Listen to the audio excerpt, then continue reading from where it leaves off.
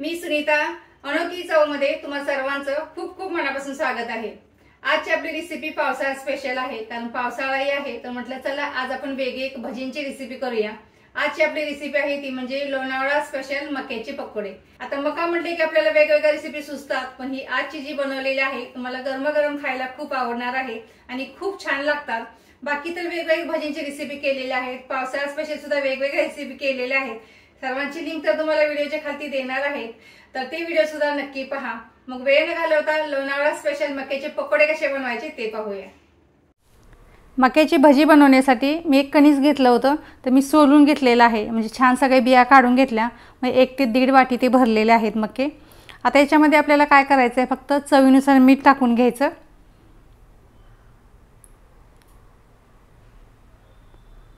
आणि याच्यामध्ये आवडीनुसार तुम्ही लाल तिखट टाका। मी 1 चमचाभर लाल तिखट घेतलेला आहे आणि सगळं छान असं मॅश करून घ्यायचं, जेणेकरून मीठ आणि लाल तिखट छान असं सगळं कणाकणामध्ये असं मिक्स व्हावं। मग पहिलं हाताने असं चुरून घ्यायचं, जेणेकरून हे सगळं ओलसर होईल। चांगलं असं मॅश करायचं।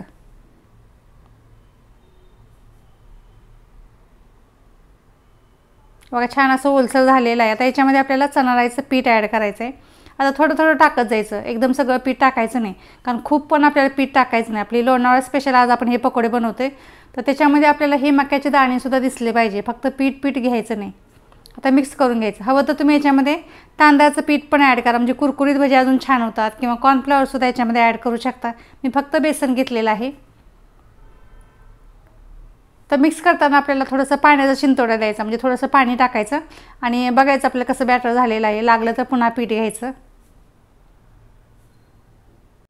पावसाळा स्पेशल आपण वेगवेगळे भजींचे प्रकार केलेले आहेत आणि आपले व्हिडिओसुद्धा अपलोड केलेले आहेत, तर लिंक तुम्हाला व्हिडिओच्या खाली देणार आहे। जर रेसिपी तुम्हाला आवडत असतील तर नक्की या पावसाळ्यामध्ये तशा पद्धतीची भजी बनवून पहा आणि व्हिडिओ आवडत असतील तर व्हिडिओला लाईक करा, शेअर करा आणि चॅनलला सबस्क्राईबसुद्धा करायला अजिबात विसरू नका। आता थोडं थोडं पाणी टाकून आपल्याला हे बॅटर तयार करून घेतलेलं आहे। असं बॅटर तयार करा की जेणेकरून ही भजी तेलामध्ये सोडली की मक्के वेगळे झाले नाही पाहिजे आणि पीठ पण ह्या भजीमध्ये जास्त दिसलं नाही पाहिजे। आता बघा बॅटर छान असं तयार झालेलं आहे। आता आपण भजी तळायला घ्यायची आहे। मी गॅसवरती ऑलरेडी तेल गरम करायला ठेवलेलं आहे। तेल एकदम कडकडीत गरम करून घ्यायचं आणि एकदा तेल तापलं की भजी सोडली की मग मीडियम गॅस ठेवायचा आणि भजी तळून घ्यायची। भजी सोडताना पाण्याचा हात थोडा घ्यायचा आणि मग भजी सोडायची। आता ज्या आकाराची तुम्हाला भजी हवी तसं तुम्ही याच्यामध्ये सोडा। तेल अजून जरा तापलं नाही, मी एक भजी टाकला आणि थोडेसे थांबले, कारण तेल चांगलं कडकडीत तापलेलं असलं की भजी पण छान होतात। तेल आता चांगलं तापलेलं आहे। आता आपण एक एक भजी तेलामध्ये सोडून छान अशी तळून घेणार आहे। प्रत्येक वेळी भजी सोडताना थोडा पाण्याचा हात घेतला की भजी पटकन सुटतात तेलामध्ये।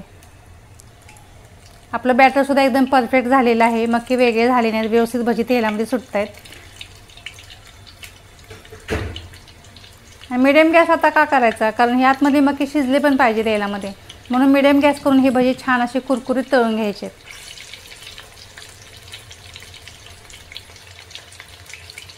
हा गॅसवरती ही भजी तळली तर काय होईल, वरून अशी छान कुरकुरीत दिसतील तुम्हाला, पण आतमधले जे मक्के आहेत ते कच्चे राहतील, कारण आतमधला मका पण शिजला पाहिजे आणि भजीसुद्धा कुरकुरीत झाली पाहिजे। म्हणून लो टू मीडियम गॅस ठेवायचा आणि ही भजी छान कुरकुरीत तळून घ्यायची। पण अगोदर तेल तापवून घ्यायचं आणि त्यानंतर मीडियम टू लो गॅस करायचा।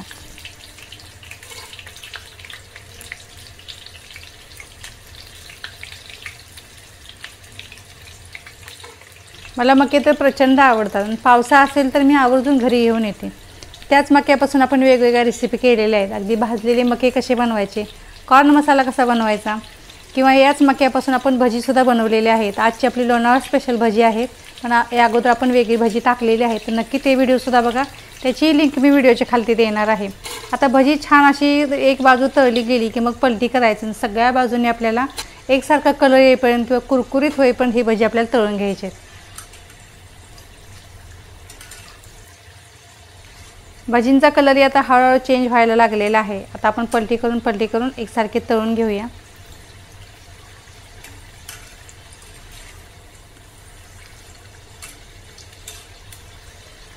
भजीसुद्धा मस्त तळून झाले, कलरही खूप सुरेख आलेला आहे। आता काढून घेऊया।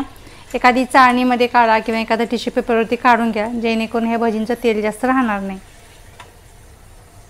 ते सुंदर वाटतात बघा। मी एका चाळणीमध्ये काढून घेणार आहे।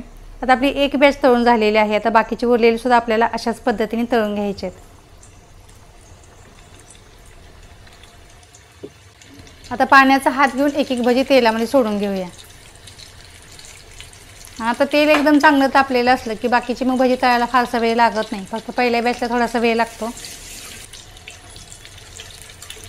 आता पलटी करून घेऊया. हळूवारपणे भजी पलटी करायची, जेणेकरून मग साईडला नाही व्हायला पाहिजे.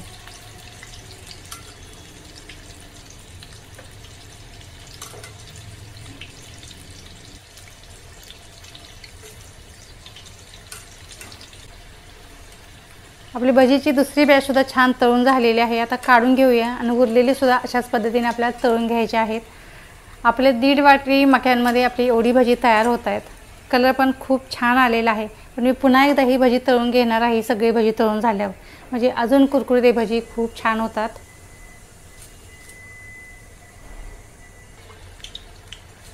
आता सगळी भजी आपली तळून झाल्यावर मी सगळी भजी परत तेलामध्ये टाकून घेतली आणि पुन्हा एकदा मी तळून घेते. म्हणजे छान असं डबल तळून घेतल्यामुळे अजून कुरकुरीत भजी मस्त होतात.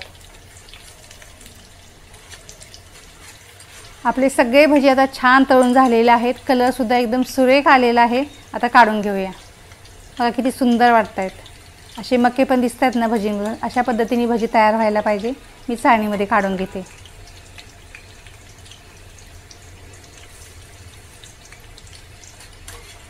ह्या भजीसोबत तुम्ही एखादी सुकी चटणी खाऊ शकता. म्हणजे अगदी वडापावसोबत जी चटणी खाल्ली जाते ती चटणी खाऊ शकता किंवा लसूण चटणी त्याच्यासोबतही खाऊ शकता किंवा मिरचीसोबत सॉसबरोबर खाऊ शकता. मी तर ह्याचा मिरचीसोबत आस्वाद घेणार आहे. मला मिरची असेल तर मग वडापाव असो, समोसा असो किंवा भजी असो मला फार आवडतात. त्यामुळे मी मिरचीबरोबर खाणार आहे. आणि ह्या मिरच्या तळल्या की त्याच्यावर थोडंसं मीठ टाकायचं गरम गरम असताना आणि ह्या भजीसोबत खाऊन बघा, खूप छान लागतात.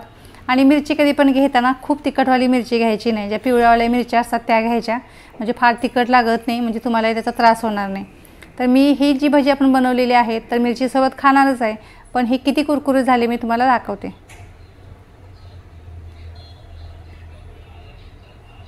किती मस्त, किती कुरकुरीत आवाज येतो बघा. असे एकदम क्रंची व्हायला पाहिजे. तर नक्की अशा पद्धतीची भजी बनवून बघा. शेवटपर्यंत व्हिडिओ बघितला त्याबद्दल धन्यवाद. मग कशी वाटली तुम्हाला ही मक्याच्या पकोड्यांची रेसिपी? जर आवडली असेल तर नक्की ह्या पावसाळ्यामध्ये बनवून पहा. व्हिडिओ आवडला तर लाईक आणि शेअर करा. चॅनलला नवीन असाल तर सबस्क्राईब करा आणि बाजूचं जे बेल आयकॉन आहे त्याच्यावर सुद्धा क्लिक करा. असंच आपण पुन्हा भेटूया अशाच एखाद्या छानच्या पावसाळा स्पेशल रेसिपी सोबत. तो पण गुड बाय.